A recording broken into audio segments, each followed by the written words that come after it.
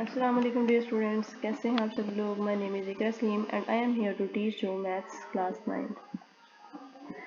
Class. हम लोग पढ़ रहे हैं चैप्टर नंबर 1 और हमारा चैप्टर है जी मैट्रिसेस एंड डिटर्मिनेंट्स। और आज हम पढ़ेंगे लेक्चर नंबर 4। पहले हम लोग 3 लेक्चर्स में 1.1 एक्सरसाइज सॉल्व कर चुके हैं, उसकी डेफिनेशंस वगैरह पढ़ चुके हैं। आज हम जो डेफिनेशंस रह गई थी वो पढ़ेंगे, उसके साथ 1.2 एक्सरसाइज सॉल्व करने की कोशिश करेंगे। तो क्लास समझने के लिए सुनना ज़रूरी है और सुनने के लिए जो है ना आप लोगों का मेंटली और फिजिकली प्रेजेंट होना लाजमी है, ठीक है ना। और आज का लेक्चर इंटरेस्टिंग तब होगा जब आप अपने हाथ से सॉल्व करेंगे। और सॉल्व करने के लिए आप लोगों को एक नोटबुक और एक पेन चाहिए, तो आप अपनी नोटबुक और अपना पेन जो है ना अपने पास रखें और जो है ना साथ साथ इसको सॉल्व करने की कोशिश करें। जब तक आप सॉल्व नहीं करेंगे आपको समझ नहीं आएगा, ठीक है। तो जी let start lecture number 4, negative of a matrix. Let A be a matrix, then its negative minus A is obtained by changing the sign of all entries of A. For example, if A is equal to 1, 3, minus 2 and 4, ये हमारे पास एक matrix है। Then जब हम इसके साथ minus A multiply करेंगे तो इस साइड में भी दोनों साइड में माइनस मल्टीप्लाई करेंगे, ठीक है। तो हम लोगों ने 1 के साथ माइनस मल्टीप्लाई किया तो 1 आ गया, 3 के साथ किया तो 3 -3 आ गया। और जब हम लोगों ने -2 के साथ माइनस मल्टीप्लाई किया तो माइनस माइनस दो ऐसे साइन हैं जो इकट्ठे आए जब और मल्टीप्लाई हों तो वो प्लस में चेंज हो जाते हैं, यानी कि minus minus is equal two plus. तो ये हमारे पास 2 प्लस में आ गया और प्लस साइन हम लिखते नहीं हैं। तो 4 के साथ कोई साइन नहीं था तो हम लोगों ने लगा दिया जी माइनस, यानी कि प्लस माइनस माइनस। 1 के साथ पहले प्लस का साइन था तो माइनस आया, तो प्लस माइनस माइनस होता है हमारे पास। और यहाँ हमारे पास माइनस माइनस प्लस होता है। अब आप लोग कह रहे होंगे माइनस प्लस प्लस माइनस क्या समझा रही हैं। तो जी ये एक टेबल होता है, वो आप लोग जो है ना 6-7 में पढ़ के आ चुके हैं। और यहाँ अगर आपको आगे फिर भी समझ नहीं आता तो फिर भी आप एक चीज़ हमेशा याद रखें कि जब दो साइन सेम होंगे तो उनका आंसर यानी कि माइनस माइनस उनका आंसर प्लस में आएगा। और जब भी एक साइन प्लस में हो एक माइनस में होगा तो उसका साइन माइनस में आएगा मल्टीप्लाई में। प्लस के रूल में और रूल्स होते हैं लेकिन मल्टीप्लाई में यही रूल होता है।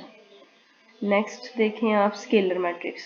Scalar matrix, a diagonal matrix is called a scalar matrix if all the diagonal entries are the same and non-zero।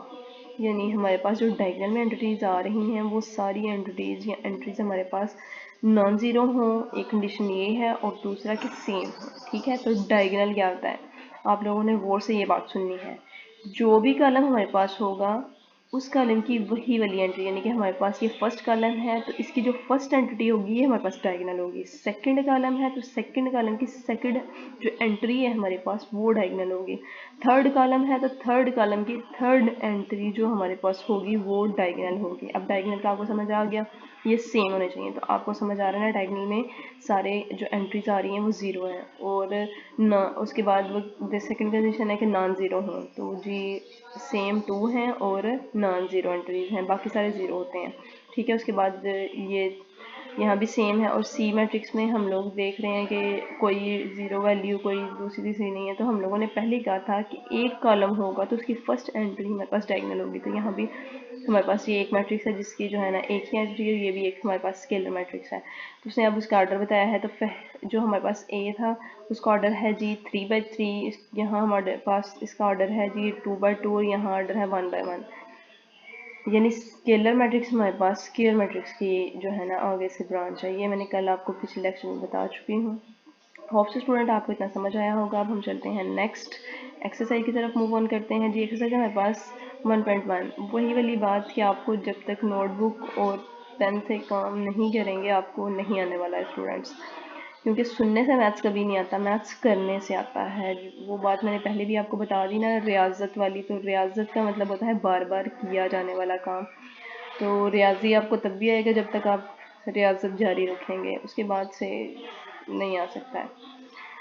तो इसलिए आने के लिए ज़रूरी है कि आपको जो है ना रियाजत, तो आप रियाजत ज़रूरी करें।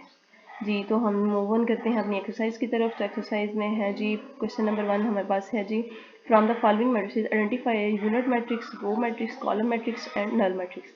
तो हम लोगों ने देखना है कि यूनिट मैट्रिक्स कौन से हैं इनमें से, रो मैट्रिक्स कौन से हैं, कॉलम मैट्रिक्स कौन से हैं और नल मैट्रिक्स कौन से हैं।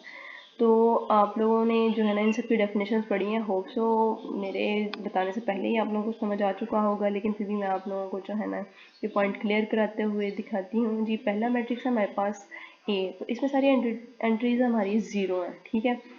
तो ये हमारे पास हो गया जी नल मैट्रिक्स। इसके बाद हमारे पास बी वाला जो का मैट्रिक्स है, इसमें हमारे पास सिर्फ एक रो है, तो ये हमारे पास रो मैट्रिक्स हो गया। सी में हमारे पास एक कॉलम है, तो ये हमारे पास कॉलम मैट्रिक्स हो गया। और यहाँ डी में हमारे पास जो है ना एंट्रीज जो आ रही हैं वो 1 एंड 1 है, ठीक है ना।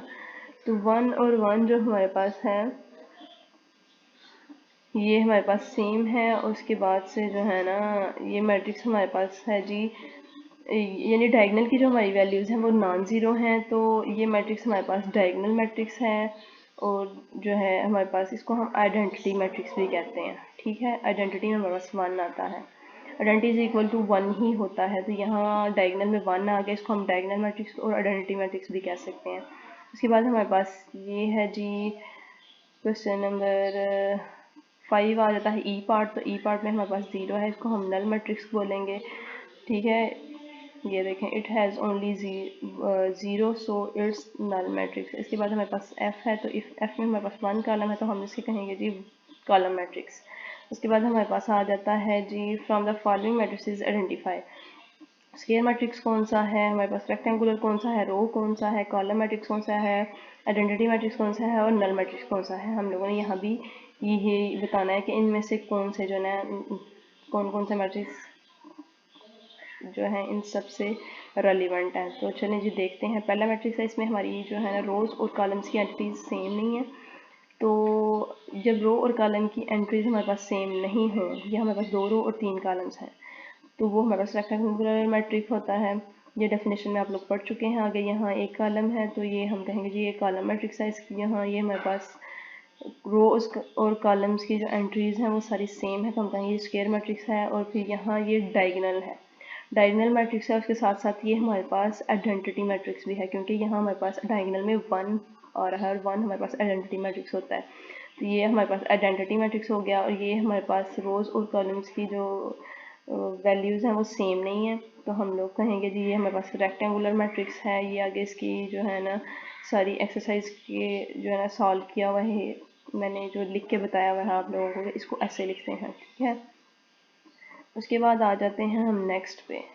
तो नेक्स्ट पे देखें आप लोग, तो हम लोगों ने किया हुआ है, हम लोग आज 2 ही क्वेश्चन करेंगे, ठीक है। तो ये हमारे पास रो है एक, ये इस मैट्रिक्स में हमारे पास रो है, तो हम कहेंगे it's a row matrix because it has only 1 row. और ये हमारे पास कॉलम है, तो हम कहेंगे it's a column matrix because it has only 1 column. तो ये हमारे पास एक स्क्वायर मैट्रिक्स है, क्योंकि 3 by 3 ऑर्डर है इसका, तो हम कहेंगे स्क्वायर मैट्रिक्स है because the number of rows and columns are equal. इसके बाद यहाँ देख लें आप लोग, तो ये सारी हमारे पास एंट्रीज 0 हैं, तो ये हम कह सकते हैं कि सारी एंट्रीज जब 0 हो हमारे पास, ये हमारे पास नल मैट्रिक्स आ जाता है। तो all matrix null matrix because all entry elements are 0, ठीक है। बहुत से स्टूडेंट्स आपको समझ आया होगा और आपने अच्छी तरह जान लिया होगा। ये एमसीक्यूज के लिए और शॉर्ट क्वेश्चंस के लिए इम्पॉर्टेंट है। 1.3 एक्सरसाइज लॉन्ग क्वेश्चंस में आती है, लेकिन शॉर्ट क्वेश्चन करना भी इम्पॉर्टेंट होता है, क्योंकि उससे भी हमारे नंबर आते हैं, ठीक है। अब आप लोग इसको अच्छी तरह समझ लीजिएगा, हाथ से एक दफ़ा कर लीजिएगा। होप सो आपको समझ आया होगा। Thanks to all.